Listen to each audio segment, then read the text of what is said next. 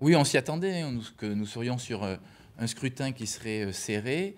Mais je le dis, en fait, il laisse de grands espoirs et nous sommes qu'à la mi-temps du match. Donc maintenant, nous allons aller convaincre les uns et les autres, et notamment les abstentionnistes. Parce que c'est quand même, je crois, ce qu'il faut relever de ce premier tour. C'est effectivement un électeur sur deux ne s'est pas déplacé pour aller voter.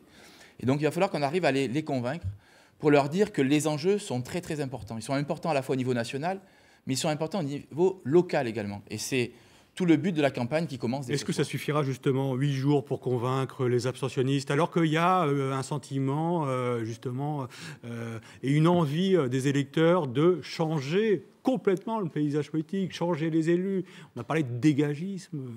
Oui, mais les deux candidats qui se présentent là au second tour, en tout cas sur cette circonscription de Flers-Argentan, sont quand même des candidats qui sont pas tout à fait nouveaux. Madame Bauchet était socialiste il y a encore quelques semaines, est devenue En Marche parce que l'étiquette est beaucoup plus porteur. Donc vous voyez bien que là, pour le coup, nous sommes sur deux candidats, sur deux projets, mais aussi sur deux façons de faire. Parce que moi, je veux construire avec le président de la République. Je veux lui dire oui, mais je veux vouloir lui dire non également sur un certain nombre de sujets, Mais demain, et notamment sur la hausse de la CSG. demain, pour être très clair, parce qu'il y a retraités. Laurence Dumont qui arrive là, qui est la députée sortante sur Caen Est, députée sortante socialiste, qui va nous rejoindre dans un instant. Mais pour être très clair, vous dites ce soir, si demain je suis élu, je serai dans le cadre dans le camp de la majorité présidentielle? Non, je pourrais être un député constructif et je pense que M. Macron pourrait avoir besoin de députés républicains comme moi qui sont capables de construire avec lui, notamment sur l'économie. Parce que vous savez, je ne suis pas sûr qu'avec sa majorité qui soit faite de 50% de néophytes